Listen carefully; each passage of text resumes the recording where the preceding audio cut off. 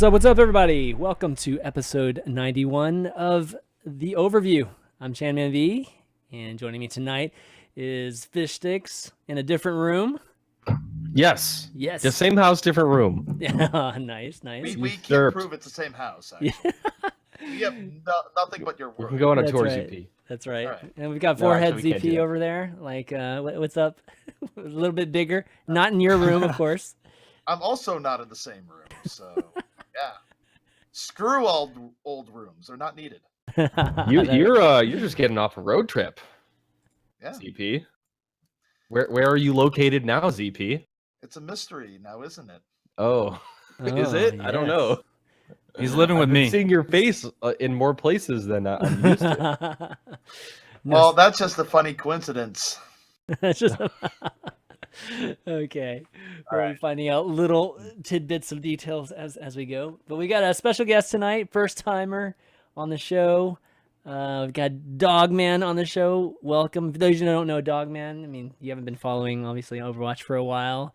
He's the host of the Ultimate Advantage, which is another podcast, A rival podcast. Yes, We hate as well as Rival a pro- podcast. yeah, rival podcast, right? As Oh, well as no. also a pro player, support player, really good, and maybe you remember him from Kangarna and other teams, other teams too. But he'll be talking about his current situation soon. But anyways, welcome to the show, man. Thanks, Chan, man. I'm happy to be here, dude. It's been a while that I've been a fan of this podcast. I mean, you guys Yeah. were like an inspiration for my podcast, so yeah. Thanks. Yeah, awesome, man.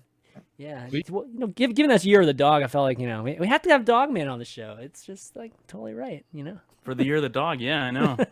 Have you ever Sign it. considered going on stream in a dog suit? I don't think I'm gonna pull a Mendo and do that though. But maybe like I was thinking about it. Me and Mendo actually had a thing where we were at BlizzCon, both gonna dress up in like a cat in a dog suit or something. It was. I don't know. I'm not a not? furry, ZP. I'm not a Dude. furry. I don't know, man.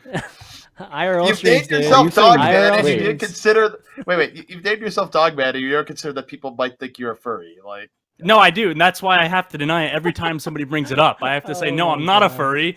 Stop saying it. But you would have Mendo more is. positive branding if you just ran with it. You should just say yes, I am a furry, and you'd have Yes. all these crazy fans No, I can't. after that. Yeah. I can't give in that easily. Give it a year, maybe I'll Well, change I my can't mind. pick the name Proud Furry because I think someone already has it as a Twitch name. Yeah, I think Yeah. so. Just too. Sadly enough. That's true. Well, we've got a lot to talk about. We haven't done the show in a couple weeks, so we've got week 3, week 4 of Overwatch League, and obviously just previewing the next week 5, and the end of Stage 1. But lots of news going on. I mentioned Year of the Dog developer update, talking about CTF, new map. We'll touch more on that. Obviously, get some update here from Dogman, what's going on there. Maybe some details of contenders, or just maybe just in general your opinions on the changes to Mercy and just what's going on in the support heroes right now. Also, Beat obviously just finished with ZP casting the event, so we can get the lowdown from ZP there. Looks That's like the 7 going to the 7th map. Not long enough. he's like not Need to long keep enough. talking longer.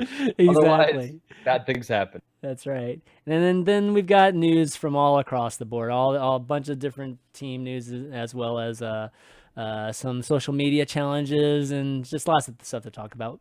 Q&A. Don't have any questions, from an email standpoint this week. Nobody emailed them in. If you're interested, go and email those questions to the overview at chanmanv.tv. But we might take some Twitch chat questions if we've got some time at the end. But why don't we start off with talking to Dogman, kind of catching up with you, man. You kind of been, I think, out of the scene for a little bit, or at least just not doing Ultimate Advantage and kind of obviously honing your skills and everything. So what you been up to? Yeah, I mean, you said it yourself. I mean, I told you before when we were talking over Discord. It's just I pretty much have. I mean, I've been streaming every now and again, but at the same time, it's just for me. I've been focusing on my team and focusing on winning contenders. So that to me, that means not having input lag when I stream, or making sure I have the best consistent performances outside of scrims, so I can continually improve my skills and work on becoming the best contenders team, and then from there move into Owl hopefully. But yeah, that's about it. But yeah, I can't really disclose much on my team just yet. Yeah, yeah. What? As No leaks or anything right now? No leaks, because even that's not settled yet. So Yeah. So But just at least being in the contenders, or just environment, like how do you feel about contenders? Like, what's the general feeling with all the players and contenders right now? it's pretty exciting. I think for the most part, there's a lot of very good players in NA contenders, but at the same time, towards the latter half of like where you think the skill like ceiling is or the skill gap is between the top of contenders and then maybe towards the bottom half, I think that there's a pretty steep drop off right now.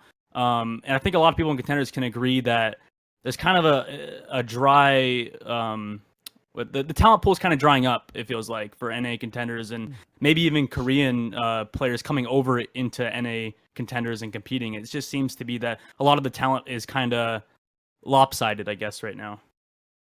Well, I would just say is that an issue of NA talent drying up, which I don't necessarily think is the case. I think you have new players playing every day. You clearly have young players coming up that haven't been seen before, but NA right now is kind of a unique spot where I would say right now it's very clearly.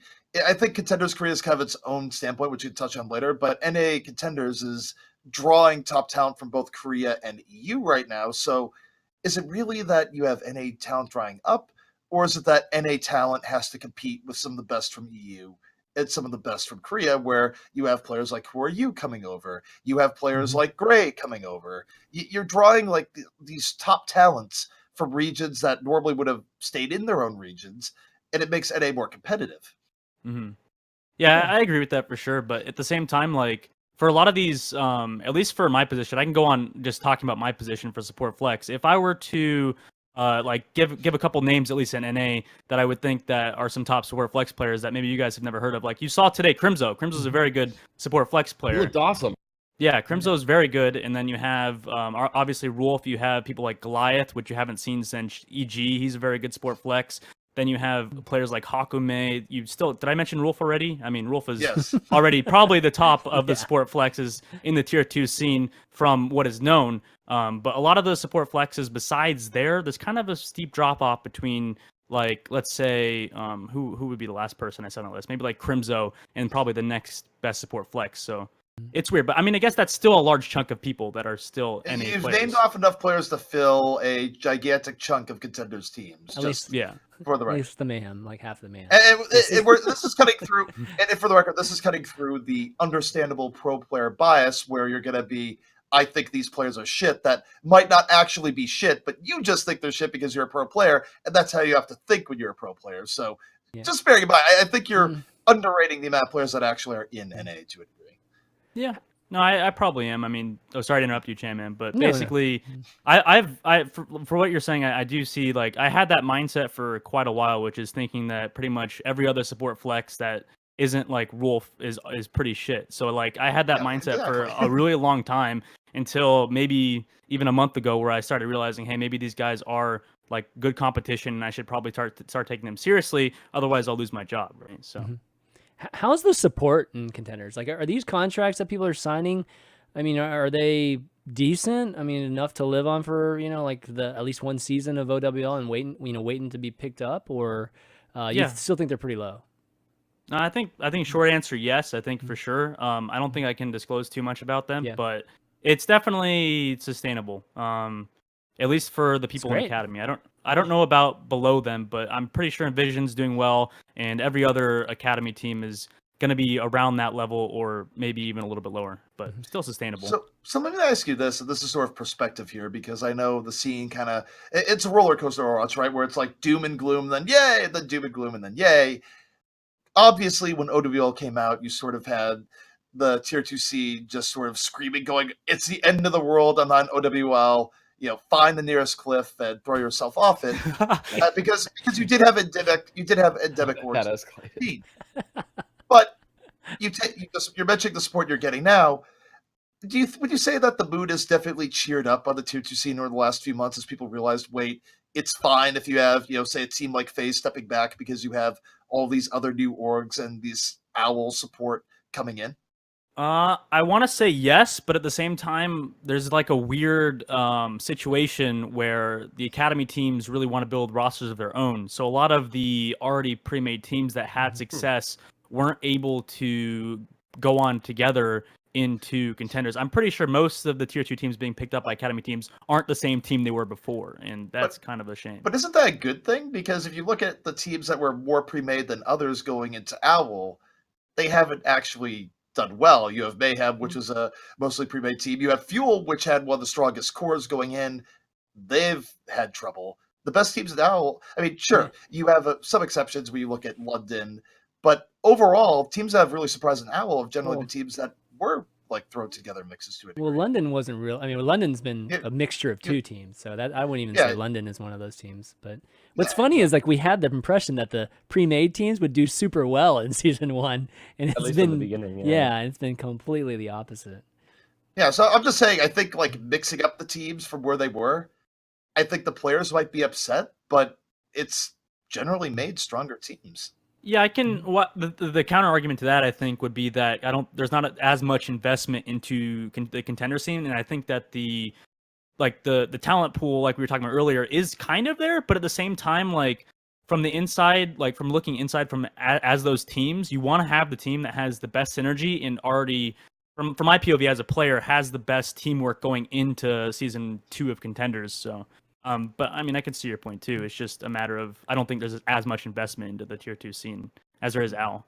I mean, in the end, you are going to be looked at as an individual, right? Like if you're going to be picked up, you're not going to be picked up as a team, or I mean, not even close to a team. I mean, so I hate to put it that way, but it's kind of anti what Overwatch has always been in terms of making teams and finding a group of guys that you want to play with and that sort of thing.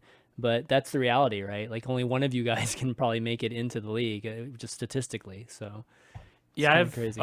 Sorry, ChanManV, to touch on to I guess leave a final note. I mean, I've been pretty much off that old school like mentality of stick with the same team throughout your entire career. Like I play with Kongarna that was like that was like my second like top tier team that I played with. And I genuinely thought those guys were going to go into Overwatch League with me. I thought that I was going to get into Overwatch League with Bishu, with Remix, with Baby Bay, with Michael, with Pooks. And then obviously, because I even turned down like at least one OWL offer, I'll say that, like to continue on with Kongarna and to make sure that we got into Overwatch League together.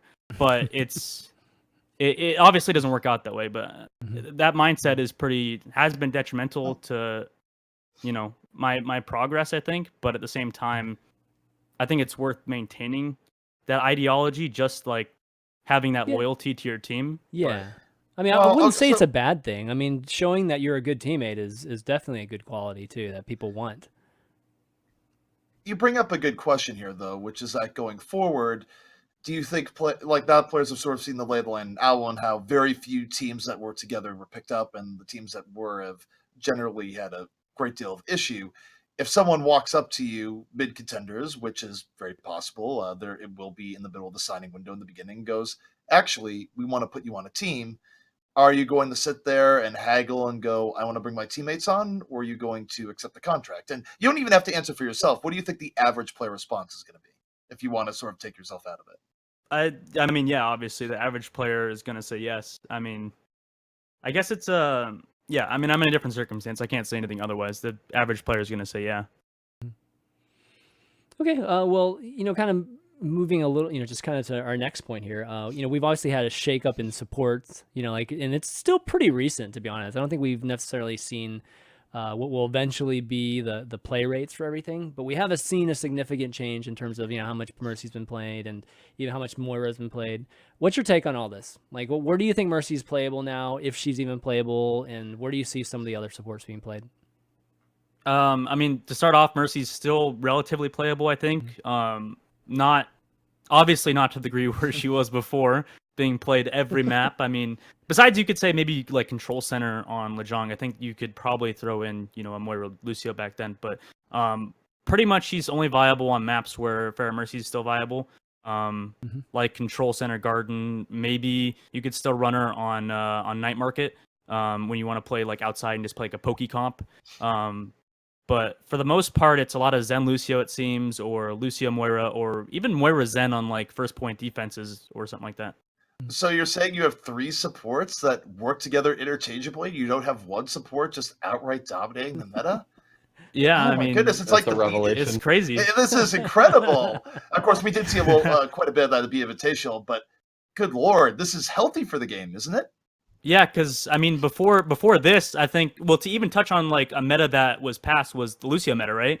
I mean, we look at players that I won't name any names, but Lucio players that were literally only known for Lucio and probably couldn't play any other hero to a high level. It's like you favor more flexible players, and that's obviously a good thing. But in the past, a lot of people were favoring Lucios because Lucio was in meta for so long. So you look at some like OWL teams, there's some like Lucio one tricks that are on some teams and that are like benched permanently, pretty much. I can think of some people Yeah. that fit that description. yeah. Not going to say any There's a names, few obviously. people that fit that description. Then there's a few people who, because they don't have anyone else to play support the roster, that have had to play Mercy while really desperately wishing to play Lucio. Yeah. So what are you playing these days, Dogman? Like what are you maining mostly? Is Ana viable also? Good, another side question. It's still, I think that's still up for debate, but most likely no, she's not. I mean, I've seen some teams in scrimmages. I mean, you obviously saw it in. I'm pretty sure you saw it in Beat, right? CP. You did, and it was actually used pretty well on King's Row. Generally, I thought we'd see Ana more in situations like First Point Gibraltar, but of course, Gibraltar wasn't played in the tournament. But First Point King's Row, it actually worked out pretty well, just because there's a lot of natural areas for Ana to get back into, and you even actually saw a return of Nano Boosted Rhine working out well because teams in this tournament in particular were really going out of their way to focus tanks, and you can't really do that when Rhine has a Nano Boost. So whether or not it was optimal is probably up for debate, but teams were making it work for sure. I will say when playing against that, because I'm more of a favorite towards so far with Lucio Moira and stuff like that, or even Zen Moira. But I think that when playing against the like Lucio Ana composition on KR, it just generally feels weaker than Moira, just because Moira has so much sustainability compared to Ana, and I feel like Ana's kit really can't be utilized for what it is, right? You have the sleep dart, but if you're against a Reinhardt and you're in the streets phase of King's Row, like the streets are so narrow that you'll never get like a good sleep dart off unless you like maybe predict the Rhine shield going down. But even then, there's Zarya bubble that can prevent it from happening. It's just I think that Moira Lucio is seemingly more effective and it feels more effective. But obviously you have outliers. So I want to sort of bring this up here because we brought it up mid-cast, but I think it's just sort of good to reinforce to people is, what do you think about Moira on maps with high verticality relative to running, say, Lucio Zen, your Dorados of the world, where obviously you're going to see a lot of Moira on, say, Control Center, King's Row, etc. But go to Dorado. Do you like running Moira there, at least until third point? I mean, realistically, unless you're playing a bad team, for the most part, it's not going to be that effective, I think. I mean, for the most part, dive is still very viable, and especially Lucio Zen against the Moira composition. You can just get poked down, or force out cooldowns from the Moira team, and then you can just go in and based off of who doesn't have cooldowns and just melt them immediately. So just to force out even more specific answer, maps with high verticality, Dorado, Gibraltar, anything with like really long sight lines, you don't really want to run the Moira right now. For the most part, I think that so far in Beat we've seen that as well, right? I mean, Moira just isn't good on those maps. Yeah. So obviously a lot has changed in the support meta, which supports are being picked and when. But how does this affect the rest of of what you're seeing team comp wise? And I'll pose this question to ZP as well, since you just finished casting the Beat Invitational, got a chance to see a lot of it. But I guess to both of you guys, there's a lot of rumors of, oh my God, it's triple tank, it's quad tank. We're going to be dominated by the tank meta again. I didn't really buy that. I am not really seeing it. What are we seeing comp wise that's changed outside of even specifically just the support picks? I mean, you've seen people trying to run triple tank and quad tank at points. I think the probably most dominant showing of quad tank was sort of the niche strategy of grabbing 4 tanks on first point Anubis, but I'm not really convinced that's out of the realm of gimmick strategy and might just be catching people off guard. I mean, we'll see. It very well could be the standard going forward. But... Sorry, can I interrupt you real quick, ZP? Yeah, sure. There was actually a comp. I know it's still maybe it's gimmicky to you, of course, like you said, but on Anubis first point with Toronto Esports, we always ran a Lucio Reaper comp with double tank, and we would just literally speed to point and bait people to point. I mean, yes, you could say it's like a lower tier team and it would catch them off guard, but like those like Lucio more. I mean, it's not quad tank, but I think that the Reaper composition is at least fitting into the meta somewhat, or at least was even in last meta. I agree. I think Reaper definitely has a place. I was just pointing here in terms of like what's been used with quad tank is that's probably the most compelling take. We did see multiple versions of triple tank where you'd run like a Roadhog with Diva Winston or Zarya Reinhardt and all the rest, but it never really felt like it was overpowering when it went up against opposing 2-2-2 compositions. There were still plenty of times where it was Tracer and Junkrat able to rip things wide open. Junkrat in particular too, because anytime you saw a team run triple tank, if it was going up against a Junkrat, then you had a case where, well, you might be healing up the tanks, but you're feeding a lot of tires. So it was an interesting back and forth. I would say that if you compare triple tank now to sort of the first time we saw it, it doesn't feel anywhere near as oppressive, and it does feel like teams have many options, and many teams opted not to use triple tank at any point. Mm-hmm. Are any other changes? I mean, obviously, you probably see a little bit less Pharah, given that less Mercy viability. But anything else? Maybe not. I would just say that Yeah. I would just say the Junkrat nerf was probably the mark of a very good nerf because you have made the character substantially weaker at range, and yet we still saw a lot of Junkrat, and he was still very effective, which means that you took away a bit, but he's still working. Probably a good change. The good Junkrats are still good. Yeah, it's the. I mean, it's the same. Off that tangent, what ZP said. I think it applies to the Pharah Mercy, like you said, Fishstix. Where Pharah Mercy, I mean, whenever you see a Pharah, you'll definitely see a Mercy. I feel like still. So even though she's not that great of a hero, she works so well with Pharah that she just like you need to run Pharah Mercy if you're gonna run Pharah Mercy or run Pharah. And personally, I think the way Mercy's kit is, where she just doesn't involve the same level of mechanical outplay that other heroes do, where it's more focused on positional play, but other supports have that and more. I think it's actually kind of a perfect spot for Mercy to be in the niche pick where you use her with Pharah, but you don't want to use her for everything. I think that's a very healthy spot for her in the game. Yeah. They could still figure out some more things with her, though, but for at least the time being, at least she's still used. I mean, I was somebody that kind of liked. I'm not gonna lie. I'm a little bit of an outlier here. Here we go. No. Listen to me. Listen to me. Hold on. Listen to me. No, not that. I'm not with that. you, man. Fuck the haters. No, it's only the only reason is because it was kind of a different. It helped me improve as a player. I will say, like, even though the Pharah Mercy meta did suck, a lot of balls, it was like not that bad of a meta. Only because of the fact that I kind of like playing Mercy. I kind of like learning this new hero because I before then wasn't much of a cerebral player when it comes to generally thinking about the game and while I'm playing. Whereas Mercy, I feel like you have to be smart where you go when you're healing. Obviously, in a pro game, it's still going to be boring to watch, but I feel like she did have some interesting mechanics to her that made her interesting to learn. Yeah, But- positioning and I know what you mean. Besides that, very, very different type of hero, and that's the one unique thing about Overwatch, right? We have these type of roles that are completely different than any FPS. So kind of moving on. So Beat, we obviously talked a lot about Beat, or just at least referenced Beat quite a bit when talking about the meta.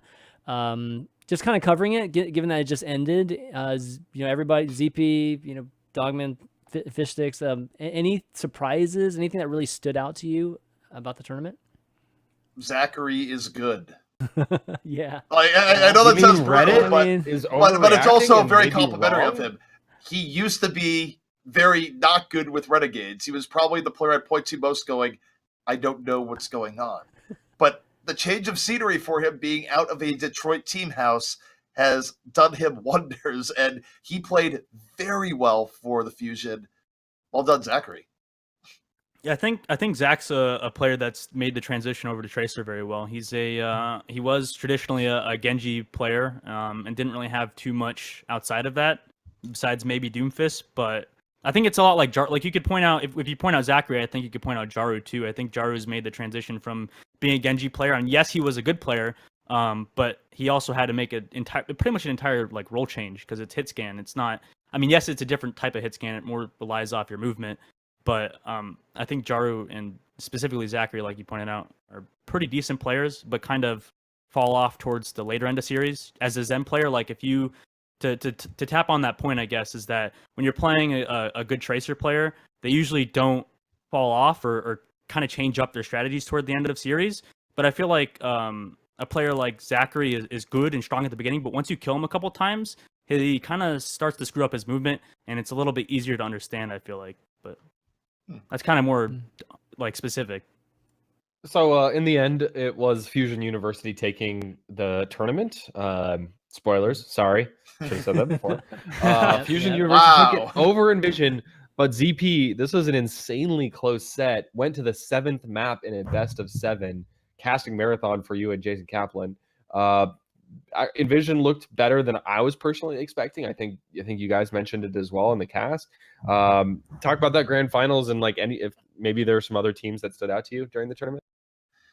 I mean, certainly Chicken Ranch Pizza looked very good, where I think when you look at their performance, you sort of have to take into account that that's a team where they had several key players playing on EU ping, and I'm curious to see their potential going forward, just seeing what happens if they're able to get to a situation where everyone's playing with good ping, which if they're picked up by a Contenders org, you would think would happen. No Clout definitely surprised me. That's a team that came out of Open Division, I believe, and I think they're like 9-1 right now in the Open Division. They looked very solid, particularly their tank play. I think Hawk is someone that if I were managing an OWL roster, I would have my eyes on, because in an era where you don't have that many great flex takes available, he seemed very promising. And then even teams like the Savages, a team that had a lot of success in the previous season of Overwatch Open, his Tracer play was very good. And I'm sure, just, breezing through and going to the bigger highlights, but there was talent that came out here, and it wasn't just old players playing like they were new. It was new players playing like they were old in the good way. Yeah.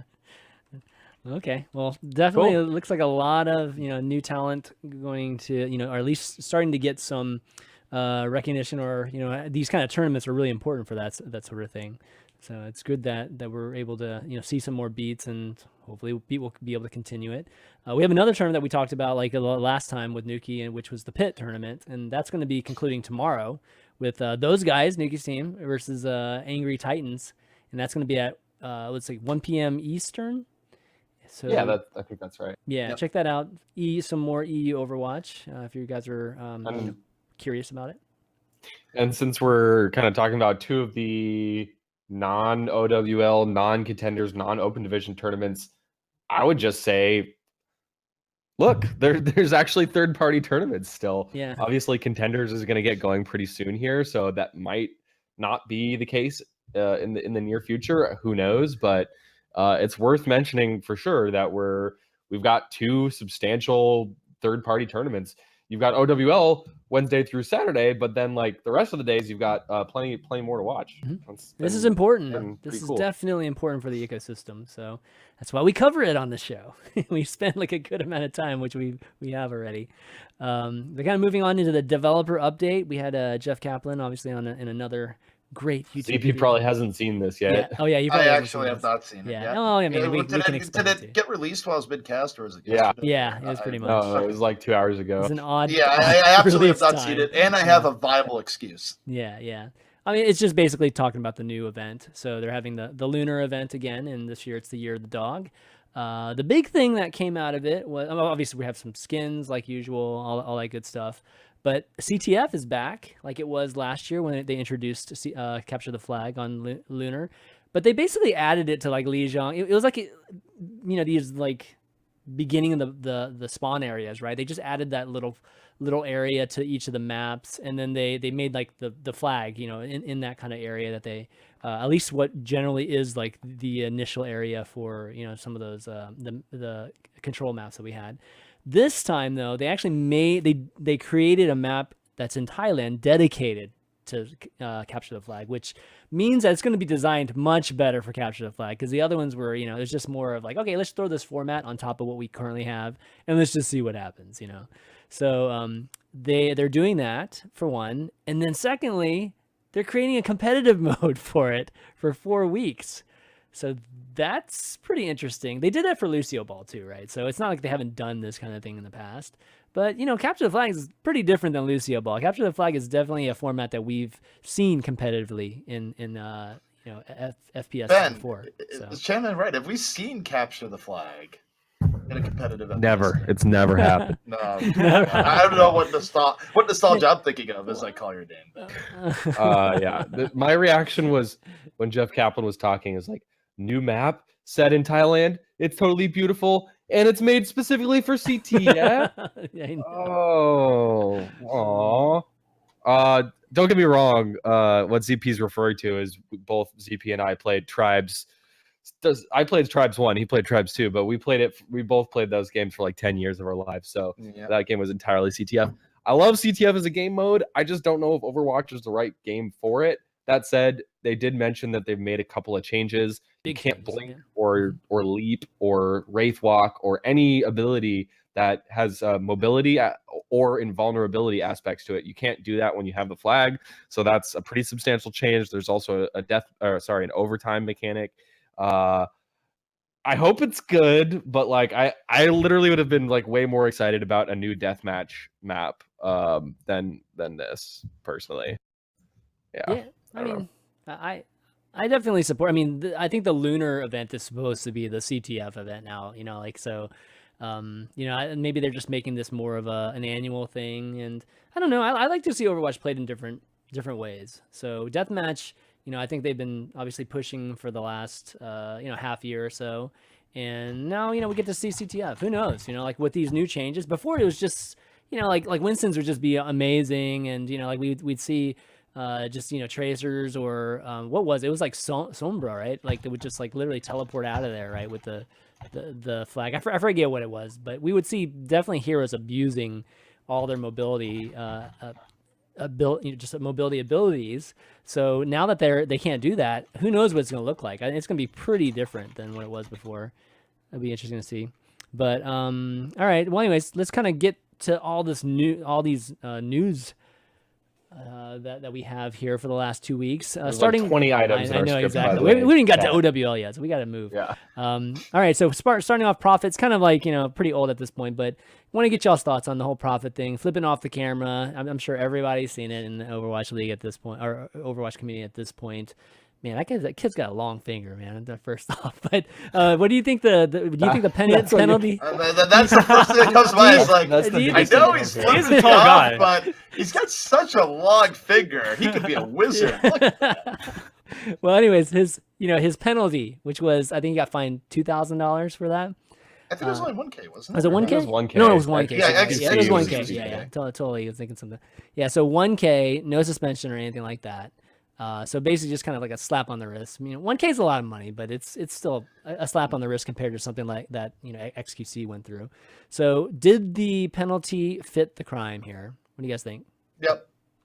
I see. I want to say no, but at the same time, it's just like you need to set a standard. I mean, even if it's not that bad of a thing, like you got to keep it going, or else you don't want to show exceptions and stuff and start to get leeway and stuff. Like in football, where they have like, oh, it's a miscatch, it's the catching problem or whatever in football. It's kind of like that, but Oh man, that's to a different degree. Oh man. Here's my point of view. As Dogman mentioned, you do have to set a standard, and it really is a slap on the wrist. I mean, look, you're talking about a league where the best players, of which Prophet is, I would be shocked if he wasn't, but the best players are making six figures. They're living rent-free in LA, which is definitely not something to, hold your nose at. That's a situation chicken money. Like, I think 1K just to sort of be like, no, don't do that. It's fine. You have to do something to a degree. I mean, I understand you didn't realize it was on camera, but it doesn't really bug me. I think it's fine. I mean, how could you not know you're on camera? I mean, there's a camera right there. I mean, that's totally a camera. ChanManV, speaking as a fellow self-aware gamer, thinking back to my early 20s, where as I now enter my early 30s, I'm just saying I've been self-aware or not self-aware in situations that are insane. The idea that someone wasn't thinking while they're on camera when they're way younger doesn't surprise me. Sure. I mean, so I hope he learns a lesson from it. It was a little, for me, it just irked me a little bit. I said this like on Around the Payload too. It's just that I just don't think this would have happened in Apex. And Overwatch League should be way more, in all the players' minds, Overwatch League should be even more sacred, I think, than Apex. So it just really surprised me that any player would be just so flippant, on stage with a camera in front of them. But I'm sure he'll learn his lesson. I'm sure he won't do it ever again. But I heard he was pretty shook over it, but yeah, that's what like Jack was talking about it. But yeah. Anyway, All right. So next thing, a couple things about, well, actually, a few things, and ending on a big one. Let's say player pickups. So we kind of started off maybe at the end of last week, hearing that it was Mike, right, or Hastro, right? He was talking about working on signing Hasbro. God, I'm just like off tonight, dude. He's talking about working on signing AKM, and everybody was like, "Oh wow, AKM!" Right, of course, because AKM is obviously one of the poster boys for people not picked up in Overwatch League, right? So yeah, what do you guys think of that? You think AKM is something that they need right now, long term, short term? What do you think? Let me just say this: I think AKM is a great player. I'm happy he's in Overwatch League. I'm not really convinced that this is going to solve much of Dallas's problems. I think Dallas, even though I do think like how Taimu fits in with the hero pool is a bit weird, I don't think AKM brings enough. I think if you had, let's throw the PR stuff aside. If you were to bring someone like DeFran in there, that just skill wise, it makes sense. Not that there's many people around there to begin with, but obviously you have PR stuff, whatever. I just don't think AKM is the upgrade in that spot that turns Dallas from 1-7 to 7-1. I don't know. I think AKM's a great player, but maybe not the best landing place for him. Yeah, I think I have to agree with ZP here. I think AKM is a very solid player, and he's pretty much just like an exact.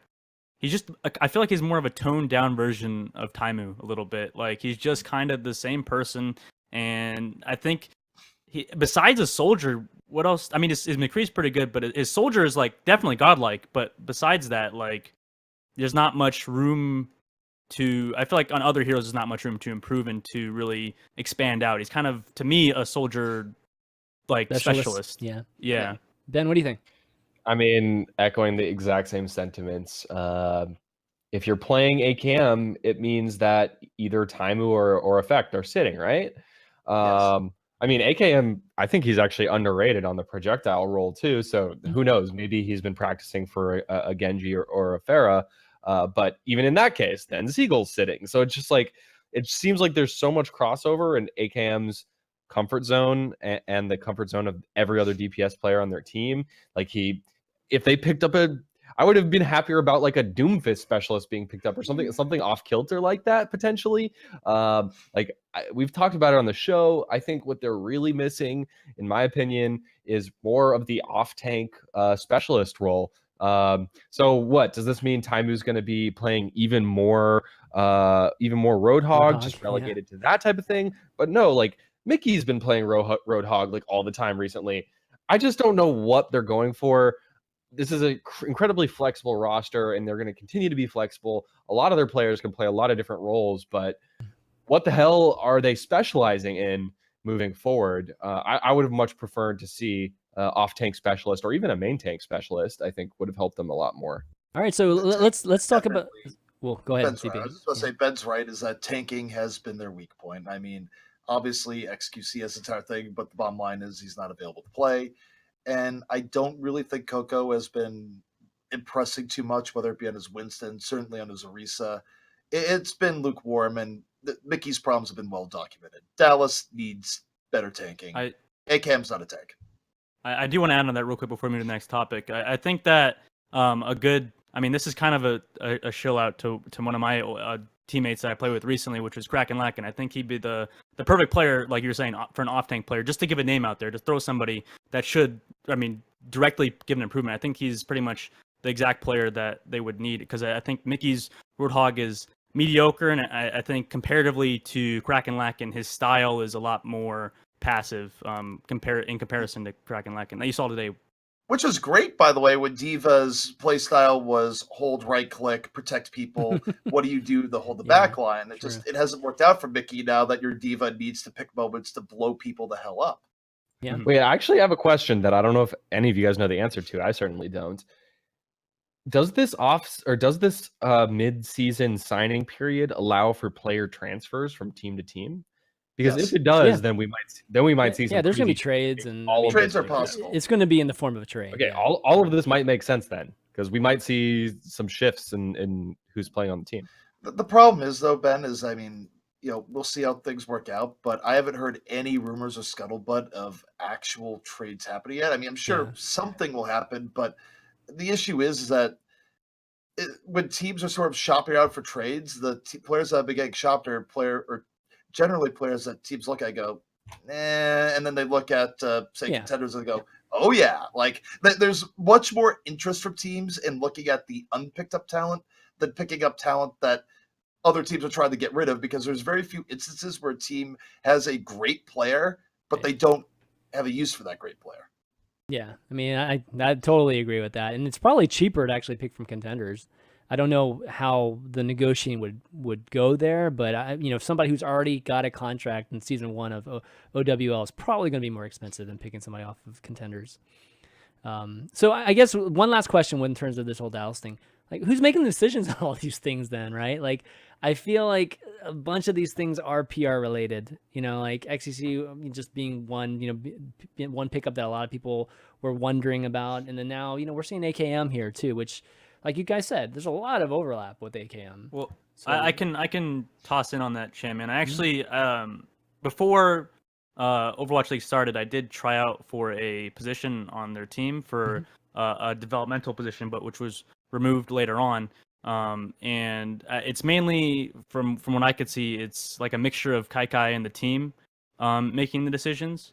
But I may not know the full, like, I think it is partially because Astro did tweet about it, right? So I feel like maybe he has some part into why they picked up AKM, just because of all the uproar that he wasn't in Overwatch League. But okay, moving on, we have some news from Florida.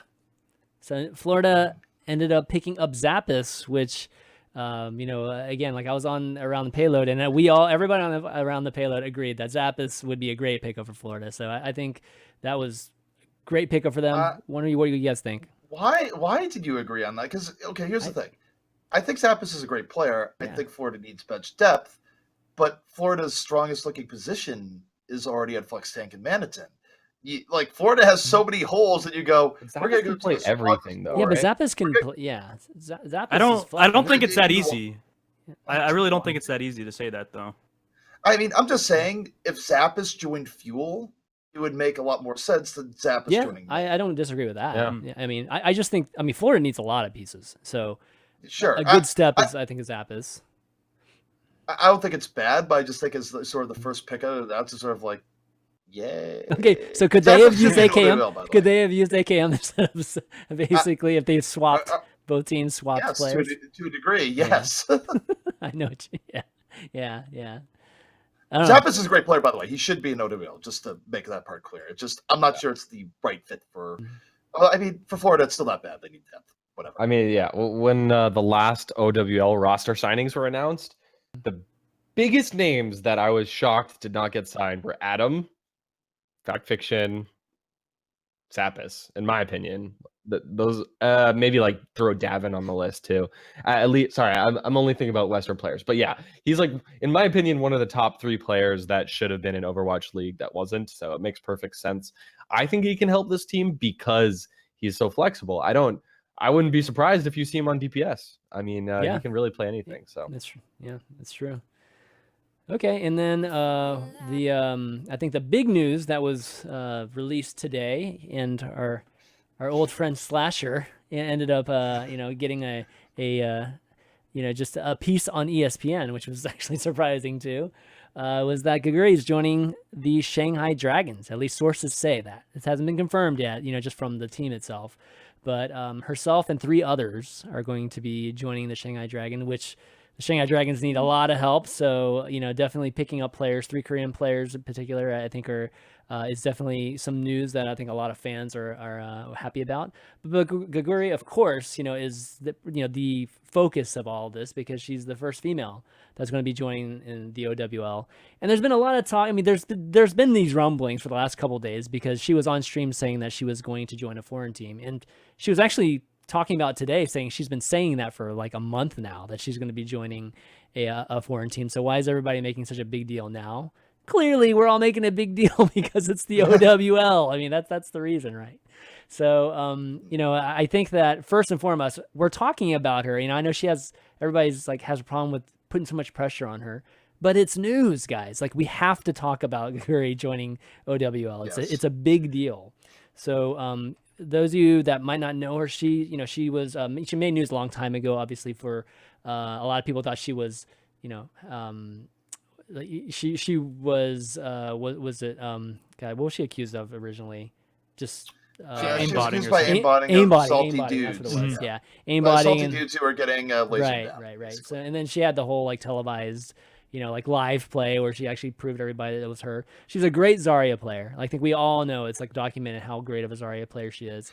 So I have an addition to that, and I did some research behind the scenes because these rumors of her going there have been around for a while behind the scenes. This was not necessarily a super well kept secret. Of course, they are still rumors, so who knows what's true? Everyone could be misled. Let me put that out there. But let's assume the rumors are true and all that's going on. Apparently, she does play a very good diva as well, which is important because one of the criticisms go, well, why would you bring on a Zarya main when you still need so much diva? Because a pure Zarya main is not necessarily that useful. Word is that she has leveled up a very strong diva as well. So it's not just I kind of want to spell it's like, oh, they're just bringing on the Zarya main. Apparently she plays quite a bit more than Zarya now, so let's give her proper credit. Yeah, actually, I think she says her best hero is diva now. So yes, that's gonna be so let's just no more say the great Zarya main. She's good. She's great at Zarya. I'm just saying what she's historically known for, which was Zarya. I'm just being on the forefront of correcting the record. Yeah, cool. My first take is this is awesome. It's great to finally have a female in the top tier of a major esports league. This is one of the, if not the very first times this has ever happened. And I think it's great that she's made it on the merits of her skill. Now that I said all that, throw it completely out of the window. My real feeling about this is I am still depressed that this is not the Mayans, not Mayans City. This is not Mayans, though. Do you know something about a team coming up here? No. I'm still depressed that this isn't the Miraculous Youngsters squad. Okay. Because I would be happier if this happened on any other team, because I still think that Shanghai Dragons should be a Chinese team, and I still think that they should be picking up the better Chinese talent out there. So it's cool on one hand. I just wish I wish Geguri had gone to pretty much any other team at this point, because there's enough talent in China to have a top tier team, and Miraculous Youngsters prove that. So I just wish they kept going that route. Personally. So there's another conflict here too, and here's the other thing, and this would be said of any non-Chinese player going to the Dragons. It is not specific to Geguri, has nothing to do with Geguri, would apply to any promising player going to the Dragons that doesn't speak Mandarin. Exactly, yeah. You're going to have to speak Mandarin, or they're going to have to meet you in the middle, and the problem is that the meeting in the middle is in English. That's going to make for a very rough communication structure, and I think it's going to be a hard environment for a non-Chinese player to succeed in, at least early on.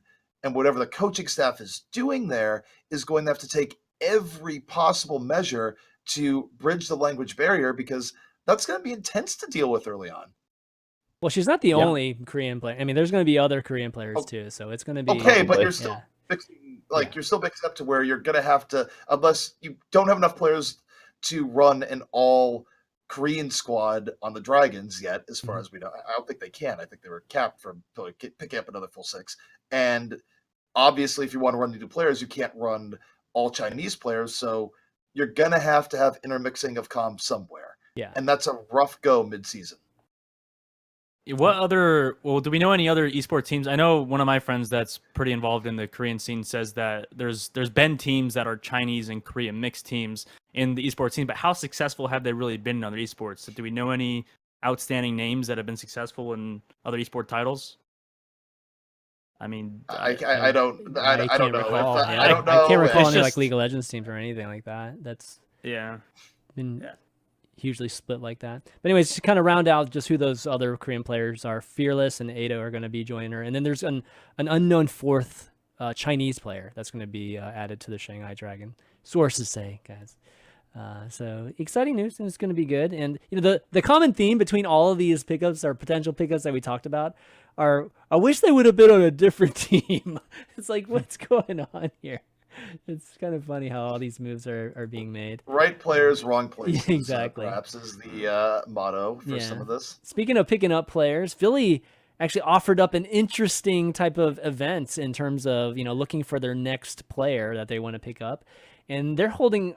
Did they actually do it? They haven't done it yet, right? They're holding a local. They're doing it this weekend. Yeah, this weekend. They're holding a local tournament. This is a crazy idea. I like it. Anybody can go and enter into this tournament, and the whole Fusion team and staff will be there. Let me just show you the tweet. And yeah, you get a chance to basically try out for the team. I mean, they didn't guarantee that they're going to be offering a contract to somebody at this event, but it's definitely, they definitely say that it's on the table. Like if you impress the heck out of them, I'm sure there'll be a couple more tryouts, kind of thing. This is Super's opportunity to join the Philly team, man. He's from Philly. Why doesn't he go to this tryout and join Philly University? Screw FF Shock, man. Come join Philly. Yeah, no, it's pretty cool though. Yeah. No, I think this is great. Even if this is just a PR stunt and they never play a single game, I still like this idea. Yeah, me too. It's cool.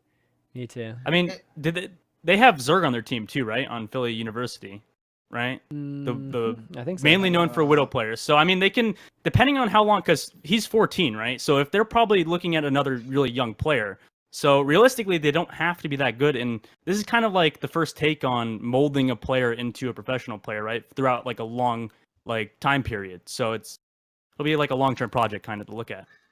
I think it's a cool thing. The only thing I'd say here, this is really just nitpicking because overall, I think it's pretty neat, is that I would like more specificity on pro contract. We live in an era where players should be getting good contracts in terms of salary, support, and all the rest. Just saying you're offering a contract. I mean, and I'm sure in this case it probably will be a decent contract, but I do think when you do this sort of a promotional prize, almost in a sense, having some degree of extra level going, and if the player is selected, it will be a salary of X with support Y. I would just feel a little bit better, but again, that's nitpicking. Overall, cool. Okay, well, moving on. Let's talk about some, I guess, unhappy players. I guess the best way to put it. But Numlock recently came out and talked on the stream about just how unhappy he's been just being benched, and him being a super competitive player and not being the type that's just cool about making a paycheck and doing nothing basically. He was kind of expressing that, and there's a good number of players in the same situation. So I figured it might be good to talk about that. And what are these players supposed to do? They can't really sell themselves because they're not even, like Numlock in particular is not even scrimming. Like he literally is just laddering every day, and that's all he's doing. And if there are other players like that, like I don't know, Mendo maybe and IDDQD, just to name a couple, what are they to do? So I think the best way of phrasing this, I'm going to pose a question directly to Dogman, and this is because I think this has been one of the most interesting conundrums I've really thought of in regards to OWL versus Contenders, and people always have different thoughts, and it kind of depends on the situation. But Dogman, you have a mystical monkey paw available to you, and here are your options. You can play in Contenders and be a star, or you can play an owl and not play. You could basically a Numlock situation. Looking at your long-term prospects, which situation do you choose and why? So basically, I was going to touch on this earlier, so thank you for bringing it up. But I think for me, it was more of a choice that I actually thought of in the past couple of months, because before, or I guess coming up to Contenders, before any of this academy stuff was released and any of the new teams were coming out, basically I was looking at it because I had two underage players on my team. I have Nero and Dalton, which are both 16-year-old players that are probably some of the best in NA players. So realistically, what I was looking at is, even though you mentioned being a star player, I would rather play on the best Contenders team than play on a crappy Overwatch League team. I mean, it's easy to say not in that opportunity right now, but if the way I look at it is I could play for 2 years, I could hone my craft with probably the best Contenders team, with a really good Contenders team, and then go into Overwatch League with some of the best players that I personally know. So that would be my take on it. I don't think I would just ride the bench just because to be in Overwatch League. Well, let's just go like one step further here and say which do you think is better for actually being an Overwatch League starter of the two options? I think probably for sure playing in contenders, because we talked about it earlier, right? The Overwatch League contracts are like people like Numlock. Like you already said, these are people that are like meh.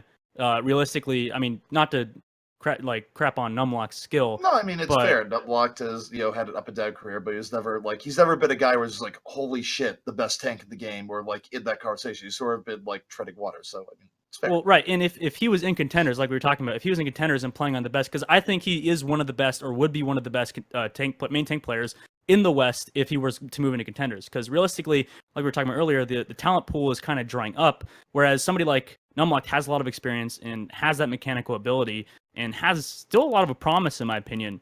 So, I mean, you would be looked at a lot higher if you did well in contenders, in my opinion. So, you guys are talking about it as if he was going into this situation knowing that this is going to happen. So I would give them the benefit of the doubt. They probably, when they were trying out, I'm pretty sure they were expecting to be playing or at least be scrimming, being the backup, in case somebody gets sick, which we've seen a lot. Like depth on these teams has been really important in the last few weeks.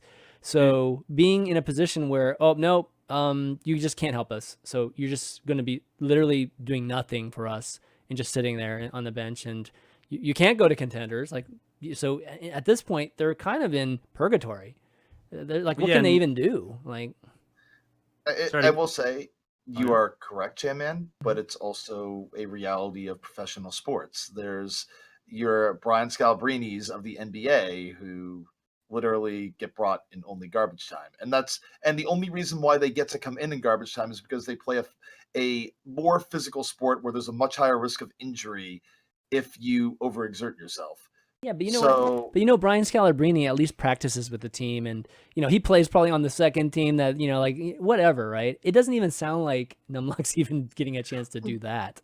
So sure, I mean, I was a bit surprised to see that he's not even getting subbed in for any scrims ever. But, it's weird because I mean this is kind of insider information beforehand. I know that when Immortals wasn't doing that well of a team before Overwatch League, right? When they were doing pretty poorly in contenders, to be honest. I know that Numlock, I'm pretty sure, was trying out during that time and had a lot better performances than Fate at the current moment. Like they were playing a lot better because the communication was a lot more fluent and they could change things a lot quicker with him. But once Fate caught back up, it kind of it changed from the outside. But from his point of view, he still thinks he probably is a really good tank in comparison to Fate, or definitely deserves that starting position. So it is a harder position on him. I mean, it's the risk he took, right? Going into Overwatch League and competing against what is now known as one of the best tank players. It's just unfortunate.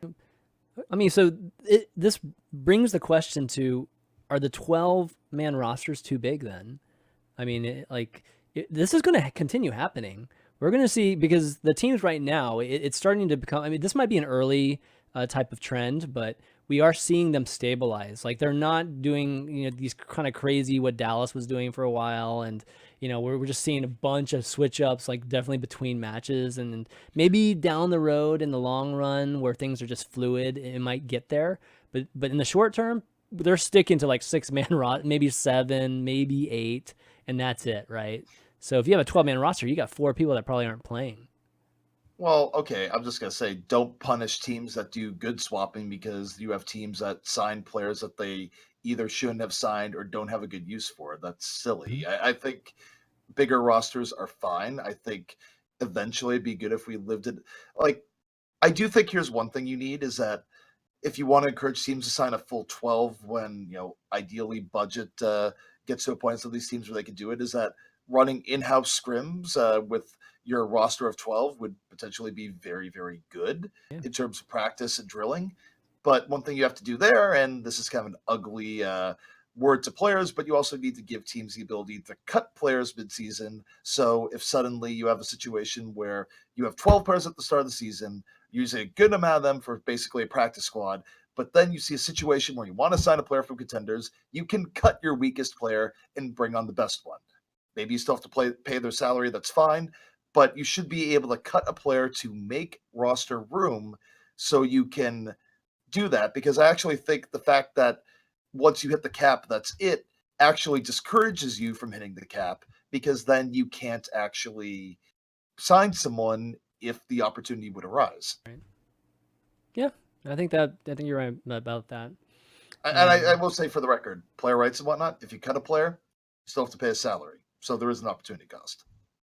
Yeah, I mean, if you think about mainstream sports, there's all kinds of players on every team that don't hardly play. What they do get is at least an opportunity to like practice with the team usually. So I think that's the tougher part.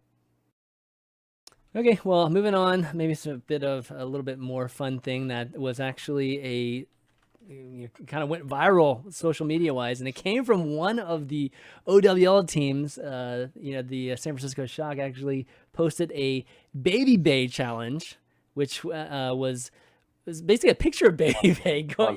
It was. Does it have to be? It has to be the left hand, right? Yeah, the Baby Bay challenge. And they posted a picture of Baby Bay, and then it just became like this black and white picture of Baby Bay basically doing this. And then it just became one of these things where like every time somebody would post a picture of themselves doing this, then they would donate to a youth-focused mental health organization in the San Francisco area. So yeah, I figured we'd all do it as like one shot here, and then I'll probably everybody do it. Everybody. Okay, but only if this goes on Reddit. All right. Yes. Wait, we're doing. Come on. The other one. No, I'm doing it. I'm wearing. Other one. Wrong arm. Wrong arm. Oh, okay. Okay. I got nothing. I'll definitely get We took a toll. Yeah, that's right. No, that's really cool. I mean, this is the kind of thing that the teams need to do more. We talked about the fusion, right? And now we got San Francisco Shock doing this sort of thing, which it's not easy getting stuff viral. You know what I mean? So when you're able to do that, that's really impressive. I will say some of the Overwatch League teams have really good social media. Some have mediocre social media. Some not so good. SF Shock has been hit or miss. So this is probably like the best, most viral campaign any team has done yet. So as a marketing guy, I'm impressed. A broken clock. I mean, it's a great thing they're doing. Don't get me wrong, but I'm sorry. Look, I'm sorry. If you objectively look at Shock/NRG, they don't have a great social media history. I didn't say it. You said it. I don't know. No, I'm saying it. I have no reason not to say this. It is objectively true. Their social media team screws up a lot, but they didn't screw up this one. So I want to give them credit. Well done. Stop screwing up. End of topic. Let's move on. All right. Moving on. A bit of actually sad news is that our good friend Kiki, or Zoevia, for those of you that might not or know her from her tag, is announcing she's leaving Blizzard, which I think shocked a lot of people, just because Kiki's been, I mean, from a community standpoint, she's been one of the most influential, if not most influential person in terms of just all of us, and really helping develop this community that we have, this great community that we have in the Overwatch space. So yeah, I mean, what do you guys think? I mean, she's good friends with all of us, right? So any initial thoughts? It's crazy to me. I mean, personal story time. The first time I met Kiki was before I even played Overwatch, before I had a chance to... Actually, that's not true. I probably played at a friend's house who had internal access, but before it was out in public beta. And it was at a Heroes of the Storm event, where back at that time I was a Heroes of the Storm streamer, and I mentioned my interest in doing streaming or broadcasting for Overwatch, and she was part of the outreach team that was talking to streamers from other games, talking to your lyrics of the world, and basically just making the rounds. And that was the first time I met Kiki, and she was very nice, very much saying like, yeah, we'd love to have extra people at Overwatch, so on and so forth. And I didn't realize at the time that I would be seeing Kiki at literally every Overwatch event I would ever do, or the fact that she would just be such an awesome presence to have in that time.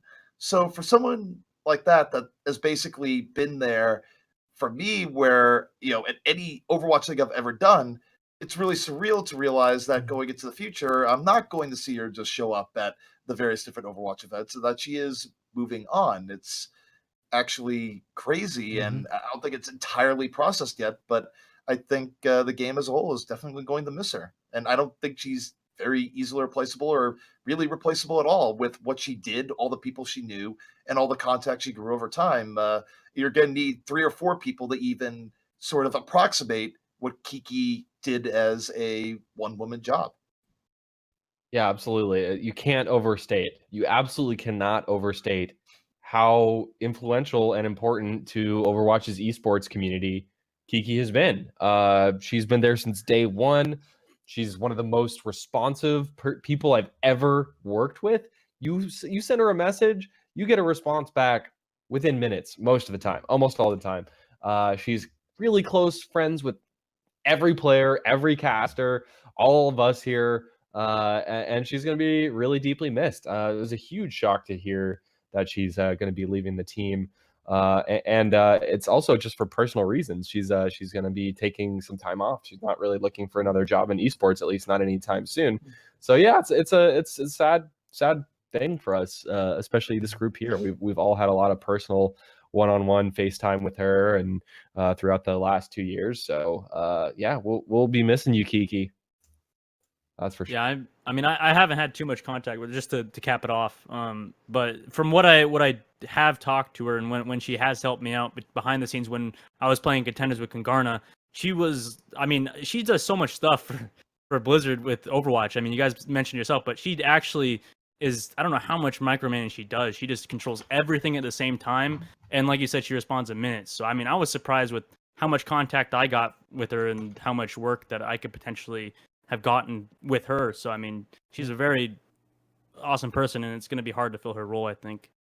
Yeah, and I'll finish things off by saying that I mean, there's like Kiki as the community manager, and by the way, she is the she was the Overwatch Global Community Manager, and then when OWL launched, she became the Overwatch League Global Community Manager. For those of you wondering what her title was, but I got Kiki the friend, and Kiki obviously as the community manager, and Kiki as the friend obviously is going to continue on even when just not being at Blizzard or whatever. And I kind of knew her in StarCraft 2, but didn't really get to like really meet and work with her until Overwatch. So it's been awesome the last couple of years, really getting to know her, and just she's an awesome person. Everybody that's met her will account for that. But as a community manager, there's no better community manager in esports. And I remember when Molly, who was community manager at for Hearthstone, was just taking that job for the first time, and now she's gonna be moving over to Overwatch. I was telling Molly that you should talk to Kiki, like try to shadow her, just like learn some things for Kiki, because she's literally the best community manager like you can ever find for a game. And Blizzard's lucky to have had her. She knows everybody, and I'm not talking about just knowing everybody. She goes and like really gets to know everybody in the community, and spends time with everybody, and that is so hard to do. It's like having time to actually do that. It's really I know a difficult. note here too, and I think this is important to reference here, and it's a good lesson on corporate politics, I think, as well, for people who maybe haven't gotten into higher up corporate structures. But titles are bullshit. She had the title of community manager, and that encompassed her main responsibilities, but she was easily top 5 and very likely top 3 just most important people in Overwatch, period. Absolutely. Especially on the esports side. Yeah. And you sort of go like, oh, community manager. I was like, no, Kiki had influence in everything. Mm-hmm. She worked on everything. She was one of the hardest workers around in the Overwatch space. I can't understate just how much she touched well beyond the scope of her job title. So just be like, oh, it's just a community manager. No, she did everything. And like, full stop. Yeah. Yeah. That's definitely true. Yeah, absolutely will be missed. And, hopefully you can follow. It was a Kiki Discover. I forget what it is, the Instagram. I have to go look at it. But she has her Instagram account still up. So definitely go check out her Instagram and keep following her on all her adventures and whatnot. Okay, well, let's get into OWL. Man, it took us like an hour and a half just to get to OWL, but we're not going to cover weeks 3 and 4 matches too in-depthly. But just to kind of summarize it, we saw tons of upsets in week 3. kind of settled back down in week 4, but week 3 was crazy. Philly upset New York. It was obviously New York's first loss, and then New York rebounded and beat Seoul, so giving Seoul their first loss. I don't know what you guys think about that. Boston obviously upset London too. So generally speaking, what do you guys think of just all the Koreans losing in week 3? Is it just a blip, or do you think that it's always been this close? It's just a matter of time. Matter of time, A, and B, I just want to note this because I brought it up and got a lot of shit for it publicly and saying that, I wasn't really sure Valiant was top 4. I thought they were still in the pack and they had a lot to prove, and some of the teams they beat it didn't really mean too much. Well, Valiant dropped off, and Houston and Boston are looking pretty darn good. So, yeah, there. I think Valiant can still come back up, but Valiant was way overrated the last time we did the show. That's all. I can agree definitely to some degree. When you look at Valiant, I think you expect a lot out of them, which is why I think the community kind of gave you so much feedback on it, was because there was a lot expected out of like star names. Like Agilities, in my opinion, would be one of the best Genjis. I think up there. I think I personally, before Overwatch League, I put him above Shadowburn just based off how my playstyle reacted to his. But unfortunately, whenever they look really good and are starting to do well, they seem to just always drop off. I mean, that's just kind of like the Immortals or now LA Valiant sort of way, I guess. It's just expect a lot and then they flop. But go ahead. Oh yeah, okay, I was gonna say on the upsets to move on to Philly and NYXL. I think that if I go into specifics when we're talking about NYXL and Philly, I think that Philly's playstyle just generally counters NYXLs, and I think that a lot of this does come down to playstyle counters, just because of the fact that Philly with Carpe and Shadowburn, they both heavily focus on going after backline. So the fact that NYXL plays around Jjonek so much, I feel like overwhelm him like Philly did kind of with Carpe and Shadowburn. Yes, Carpe, in my opinion, doesn't have the best movement, but has very good tracer mechanics, and especially if you have a Winston like Fraggy just jumping in and dying every time. I mean, it's gonna screw over NYXL's like tactics. God, I mean, no, great. No, it's true. No, it's true. I agree. Like he's saying that in the best way. He looks like a Viking. Yeah. He fights like a Viking. I get it. But it's good. That's his job. That is. Yeah, it's like that. It's a good playstyle. It's a good playstyle. Because on my team with Panker, we actually had Panker like this is kind of off to tier 2 teams, but specifically how I feel like you should play dive is like how Philly's been playing it, where you send your Winston in deep and you have good target focus with your Winston, because a lot of these too passive Western Winstons, like most of the NA Winstons, are way too passive, and realistically in the current meta won't work against a team like New York Excelsiors. Well, they seem to be restraining Fraggy though. Like with that second game, it's just like, oh man, they obviously took Poco out of the mix too. So it's just kind of like, oh man, I kind of like this crazy aggressive like fusion, but it just seems to be at least the game plan for them is to kind of rein them in a little bit. But Shadowburn, man, like, is there anybody that gets more kills per ultimate than Shadowburn? I mean that.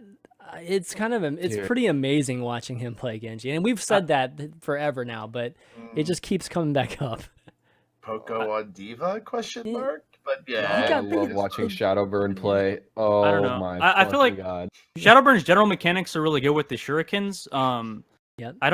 I can see your point with his blades. But at the same time, like I feel like, I don't know, he's up there with like Poco. I feel like to talk on Poco's regard, I don't think that the Diva bombs, yes, he puts a lot of work into them, but I feel like there's also, you need to look at the downsides of it too, where he's like always getting out of position, forcing himself to not be able to help support his team for, I don't know, 2 to 4 seconds trying to set up that Diva bomb, and then I get it. I'm just talking about it. It's easy to counter. No, I understand. It's like a freaking. Because otherwise, I'd rip into Shadowburn too. But I mean, I don't want to do that. One thing I'll notice about Shadowburn when he does have big blades is that oftentimes it's not just the blade; is that he's getting mileage off his very good raw mechanics. Sort of put himself in situations where the blade is sort of the finisher on top, and it's not just the blade doing the work. And I mean, maybe I'm just arguing semantics at that point, but his movement is like crazy. I mean, it's just fluid watching him. There's something. I think the thing that separates Shadowburn from other Genjis is how restrained. What just happened to your voice, dude? You're like chocolate rain. You're chocolate raining on us, dude. What's going on, man? He's totally chocolate raining us, dude. I can't hear you now, Ben. You're like muted. You're That was muted. great. You're muted. I don't know what happened to your mic, but What the hell was it that? was like, well, I can't even do it. It's too late in the night for me to do it. In the morning, I can do it. Fishstix gold paper. Nope, we can't I hear thought you. Darth bud. Vader joined us in the We call. can't hear you. You might have to restart Discord or something. I don't know, but That was yeah, I pretty wasn't good. sure if it was me too or he was just No, going no, a little bit no. off there. But anyways, yeah, moving on. Just week 4 definitely stabilized quite a bit more. I think the biggest the biggest match that we saw was it Houston versus Seoul. Obviously, was a really good Yes. one. I mean, one of the themes too was really just sickness, right? Like Linkster was out both of the Houston games, which is a little bit of a bummer. But we got a chance to see Clockwork and just kind of see how he rebounded from just really getting not much practice with the team. To have to play some of these top teams. So I want to touch on this a little bit earlier today. Look, no one is going to say that Clockwork is as good as Linkser. But Houston with Clockwork still brought that I to know. a 5-game set. I think some of the crazy hate on Clockwork should probably lessen a bit, where even if it's true, and it likely is, that Houston would have taken that with Linkser, you never know. There's multiple ways a game breaks down. If Clockwork were not playing at a reasonably high level, that would have been a domination by Seoul. Lay off just a little. That's all. Yeah. I mean, I personally do believe that they would have beaten Seoul they would have beaten Seoul 3-1 actually in my mind. But Sure. Clockwork played great, just given the situation. Even he had moments too, definitely moments where he didn't play well, but definitely there were moments where he actually, was able to, hold up long enough, or even just pull out some key kills there. But yeah, them bringing them to the 5th game, not only the 5th game, they brought them to like the 3rd game in the control It was map too. very much. It was on the edge. Yeah. Can you guys hear me now? Yeah, we can hear you Yeah. now. Yeah. Okay. I don't know what happened Turn there. back time. I have to completely agree. Like, people love shitting on Clockwork, and I don't think he's the best hit scan or best DPS in the league, but he actually played surprisingly well. So I don't know. I agree. I wanna point out that I think I was one of the people that did underrate Houston coming into Overwatch League. But I think they have proven to me that they are a very solid team. However, I do to just phrase that first, I do think that Seoul Dynasty, and maybe I don't know if the other Korean teams have felt it just yet, but I think they're starting to fall off a little bit. I don't think that they're doing as well as they did at the beginning. I mean, we are seeing it as of last week that they are, but I think that based off what I've seen behind the scenes with other teams in just scrims, I think that Seoul Dynasty is probably one of the worst Korean teams right now, just based off of pure scrim results. I mean, that's just not something that is like directly relevant towards like the actual matches themselves, but I think it does mean something that it's starting to catch up to them a little bit. Well, it's pretty clear. I mean, when you sit Jaeong, I mean that's like a very huge step. Like there's not very many people that would have guessed that he would be benched at any time. So the fact that they sat him for even like their first match, that was shocking, and it just kind of told you that they think that there are things that they need to shake up, or they need to try some things. I don't know exactly what they were, what their mentality was in that first match this past week, but definitely against Houston, he was back. But like you said, I think Houston is a top 3 team. They might not make the playoffs, but they are a top 3 team right now in Overwatch League. And I was hoping that was going to be the match, like they just come out and have that huge moment, because, Houston still, hasn't had that breakout win, even though they're crushing all the teams that they should be beating now. They still haven't beaten one of those top 3 Korean teams. So still waiting for that, but it's on, like, it's probably the next time they play. I wouldn't be surprised if they beat London, to be honest. Like, I don't think, I mean, obviously it'd be huge if they beat London. Don't get me wrong, but I think if you're a fan of Houston, you're not. London is sort of, that's a bonus. You beat London, bonus. The big matchup, which I think might be match of the week coming up, is going to be Houston versus Boston, because that is your 4 versus 5. That's where who knows how it's going to pan out. I personally think Houston has a bit of an edge there, but Boston has been continually surprising. It We're gonna hurts have to see. CP to say that, by the way. I know it hurts CP to say Boston. No, it really does. I don't care. Like, look, obviously with Boston, it's a case where on paper they looked objectively bad on paper. I think people who thought they looked objectively bad on paper going to season had very reasonable reasons to think that. Many reasons, but they're playing well now. I appreciate good Overwatch, and I don't really care. I want to see a good series between Houston and Boston. I mean, look, if the one thing for me, ChanManV, is that I will make my opinions based on the objective info I have in front of me. But as soon as I get extra info, I will change. And a good point of that is simply Good look man. at Zachary. Yeah. Look at Zachary to beat Invitational. Like, look, when I saw Zachary was on FU, I was ready to just be like, I don't know why you put Zachary in a team with Who Are You. This seems like the biggest skill disparity ever. I harp on this because that's how I was going to go into it. And then Zachary came out and played super well, which changes the narrative. You can change the narrative even when people are using the past as a benchmark by not playing to the expectations that the past would lead you to believe. That's a part of being objective and being good, especially in the commentary space. So I'm happy to see Boston doing well. Mm-hmm. Absolutely. I think everyone should be. It's been sick. Yeah. Yeah, on their team specifically, I know that Striker is definitely, I mean, to just talk about specific players, Striker is definitely a star player and one of the better tracers in Overwatch League in the entire world. And I think specifically they kind of lucked out with picking him up because I do think that Dreamcatcher is a great player, don't get me wrong, but he definitely plays more of like a, I don't know, kind of like a clockwork type of role, but on a flex DPS sort of position where he's playing that communicative and more team-oriented play style that doesn't result in him getting big plays, but rather supports the team as a whole, which is really what Overwatch is turning into. I mean, obviously now is, but I don't think that many people have caught on to that. People are still focusing on individual players, which I understand, it's the audience, but at the same time, this is such a team-oriented game now that it's more like a MOBA than it is an FPS now. No, I agree with that. I mean, I think that's one of the big attributes of Houston and their rise is that, I mean, they had that one bad week, right? Or the first week where they had a bad week, and then they came out saying they changed some things, and indeed they did, right? But you see that with the top teams right now, they are playing, as a cohesive collective unit. Still have moments where somebody will have starring roles, like Jake will go off and Junkrat, there's still moments where individuals like make huge impacts, but it's very clear that they don't make mistakes, those positioning type of mistakes where people are just caught way the fuck at, where they should be. Like, you don't see those type of mistakes from the top teams right now. So, so yeah, I mean, I think I totally agree with you in that's from that stance. What do you think about Fuel versus Dragons on Wednesday? First match of this week 5. What do you guys think?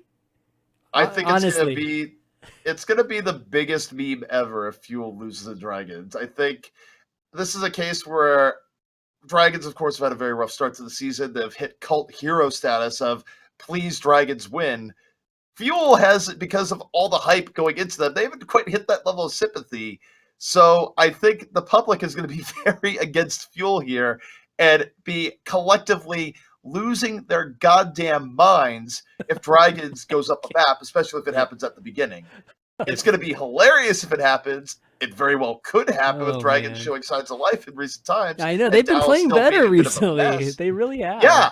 So I mean, I think it's just sort of the cherry on top of a crap stage 1 for Dallas Fuel if they lose to Shanghai. Yikes. Yeah, that would be bad. If Fuel loses this, we're going to see another one of those It's a Hard Knock Life meme videos that's like, it shows them like with the score line, it's like, dun, dun, dun, dun, it's a hard knock, like that song. Yeah. But it's... Oh, no. Or you could do the drop-in thing where it was like... Yeah, or that. Yeah, I don't know. It's going to be... Like, this is going to... One of the meme songs. It's just like... You just do the thing where you see the Fuel losses just like counting up. It's just like... This is the exact situation. Like, you see his face like spinning in circles at one point. Like, I don't know. You should quit casting and make meme videos. Serious. You guys are great. The funny thing is, Ben, you've seen me in all my various forums. You know I am capable of memeing the shit out of things. Like, just saying. Who knows? Maybe you're the one making those meme videos. We don't. I actually have all the time in the world to do that, Ben. All right, so predictions. This is the last week, right? So playoffs for stage 1. What do you guys think? So the way the playoffs work is you have your number 1 seeded team, and then the second and third place teams play each other to see who plays against the number one team. Is how I believe. I believe there's I only 3 understood that teams that correctly. make it. Yep. I mean, let's be real. Like Just look at the standings. 3 Korean teams, man. Like I don't know. They're in good position, but they could still lose it. Like if Seoul gets us, Let's figure this out. yeah. So Seoul plays. If Seoul loses one time, they're definitely like they can lose their spot. So they we play call the it now? Shock and they play So- the Valiant. Yeah. I guess it depends. Like as we kind of mentioned earlier in the show, Valiant have this Jekyll Hyde thing going on, but it's going to require a really big Soul dip and a crazy Valiant spike in my mind to make Valiant win that matchup. But that's probably the only way that you have a scenario where Soul. Well, it's not even possible. Oh yeah, so Valiant another 5-3. So yeah, that would boost Valiant way up. Actually, Maybe. I think London has a chance of being knocked out too. If they lose both of theirs, and let's just say the Outlaws win 2, and yeah, I mean, there's an outside chance of that happening too, where London could get knocked off from first place to actually 4th place. That'd be crazy. I don't know. I think the only Korean team I see falling off right now is definitely Seoul. I definitely see maybe like a London Spitfire, New York, Houston Outlaws, and Uprising playoffs. I don't. Yeah, The standing page isn't working for me. I don't know why. I think the wild card for Outlaws Boston is just how healthy his legs are. Although the way the flu works, I don't think he's going to be feeling 100% healthy, but probably good enough to play. And luckily for the Outlaws, that's taking place on Saturday, so he has the full week to recover as opposed to that being a Wednesday. So we'll see. I think the Outlaws have a slight edge over Boston, but that could. I mean, you're talking definitely about go Boston. away. They still have to beat London on Friday or, Well, or okay, Thursday. hang on. Who is Thursday. Boston going up? Yeah. Well, I don't think it Yeah. They have to doesn't play matter though London. against Boston, because if they lose against Boston, they're not going to be in, and if they beat Boston, I think they have a tiebreaker. So regardless of what Boston does earlier in the week, Oh, it looks like it's Houston Spitfires, Houston London. That Like, comes I don't- up. Yeah. Yeah. Yeah. the way it works, I guess, because okay, let's look at the Valiant here. Let's figure this out. Valiant, they should win against Dragons. They will probably lose against Seoul. That's the other 5-3 team. Then you have Fusion. Fusion is going against Mayhem. Okay, W. Fusion going. Yeah, I give you that one. Actually, Yeah, I Fusion give you that Boston one. is a hype as fuck match. on Yeah, Thursday. Fusion Boston. Fusion could be a bit in control of their own destiny here as well, and that's up a situation where Boston plays spoiler to Houston. It's whichever those 5-3 teams can win out, Yeah. and then there's a chance that either Seoul loses once or London loses twice. I think New York's pretty. I mean, New York cannot lose to Florida, so New York's pretty much, a shoe in. The most likely scenario, especially if Valiant doesn't shock Seoul in some ways, still look at all the matchups. The So- final deciding matchup for spot 4 being Outlaws Boston, which is going to make that very exciting because if you think about it, all those matches get played on Saturday. If you don't know how to read the website here, it actually is a little bit confusing at Stage Hotel match because on Saturday, instead of ending at 3 matches, it's a full 5 sets. So they go directly from Mayhem Fusion into the probably 1-4 and then into 2-3. Or wait, is that even right? That now I've confused myself because it's not a bracket. You just have 2 title matches. It's basically 2 versus 3. Winner of that plays like number 1. Okay. Yeah. Okay. Gotcha. Is that on Saturday? That's on Saturday. Oh my Yeah. God. See what I mean? Saturday. You Holy- didn't even read it properly. Well, that's crazy. Oh my Yeah. god. Ha! Okay. That's gonna be wild. So there's a team that could play 3 times on Saturday. Okay. Yes. No, I kind of, I really like long this day. interesting concept of having mini playoffs with the phase system, but I kind of wish they did it on like Sunday and like made it Yeah. a big special, wait. like extra special show. Yeah. The way it's scheduled now is just gonna kind of feel like Well, it's they- tacked on. at the They end. should have just Wait, had. it- They should have had 1 week that's just basically playoff like finals. Yeah, that's don't what do I the would. full that's what I week thought and it was then gonna skip be. that. All the other teams have a week off basically, and then They Make had them. the same issue in Counter Strike where there was a SK had to play, or there was a team that had to play a quarterfinals match on the same day that they had their semifinals match towards the later half of the day. And that looks like what's going to happen to either or both probably New York Excelsior and Spitfire, where they're playing at 2 p.m. it's crazy. and then they have to play at the end of the day. Well, at least they're playing first. I mean, that's not too bad. So here's a question for you: Yeah. If New York might control the destiny of, say, like the Outlaws or just one of those 5-3 teams, Do you think they'll want to play London in the playoffs, or do you think they'll want to play, like Houston? That could be interesting if they just throw, basically. Oh, so hang on. Arrow had an addendum here. Aram, the coach of the Fusion University, coach of FU is the official title, and he said, "FU coach," exactly. Yeah. Anyways, he says, "quote I can't message in the Twitch channel, but OWL put out a video saying that there's 43 million playoff scenarios." Yeah. Wow. What? That's probably What? that's probably the same in traditional sports as well. But Wait. 43 like at the start of the season, right? Not right this second. Who No knows? way there's I 43 think, million. no, Wait, that's Chris, yeah, Chris I is was good gonna at say- math. Come on. we dude. could do math right now, probably with Right the now. amount I of was situations. gonna there say, could be. actually, I've been casting. I mean, I don't know. I was going to say 43 million is like not even close. It's like ridiculous. Okay, 43 million like from the start of the season. Gotcha. Okay. Well, anyways, it's going to be exciting. It's going to be definitely watch it. If you haven't been watching, definitely watch it. You're getting credits too, when you watch. So make sure you're on the Twitch channel though, guys, because I never get credit on the Overwatch League channel, and I always do that for some reason. Yeah. So make sure you're on the Twitch For the tokens. Yeah, for the tokens.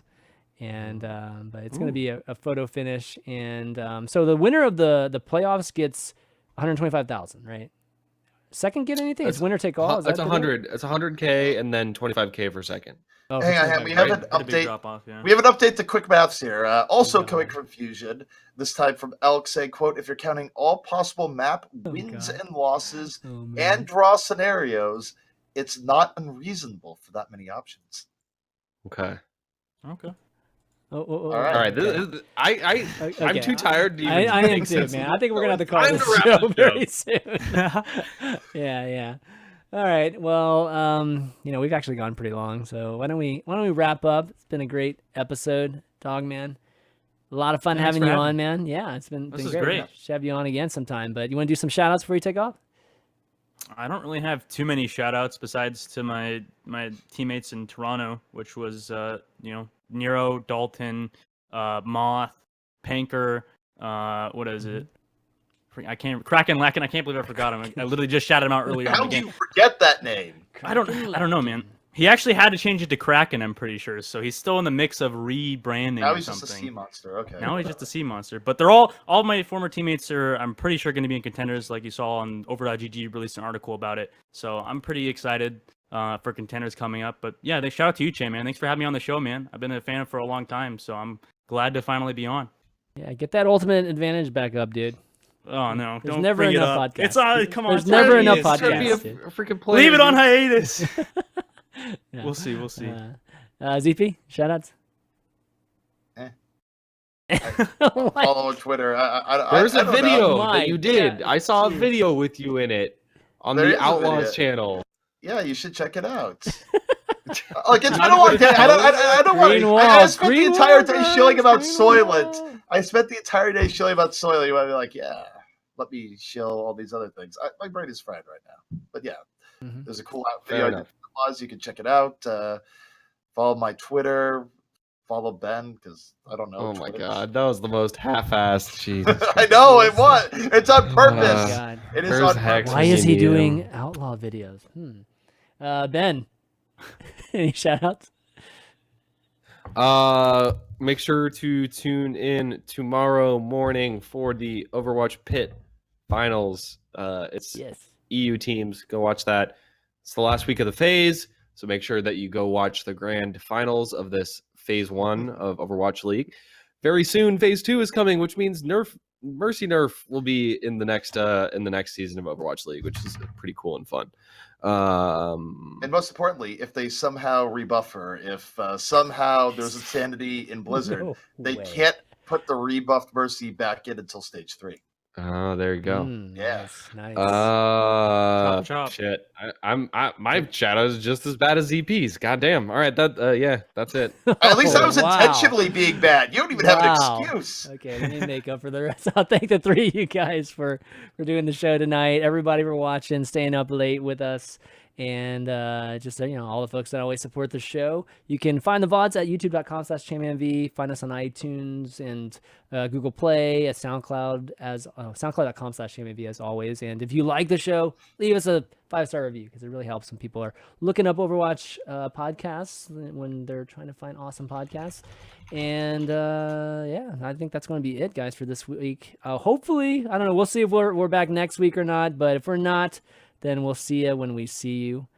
But until then, for Dogman, ZP, Fishstix, and myself, ChanManV, we'll see you next week. Or whenever. Or whenever, yeah. Schedule. Yeah.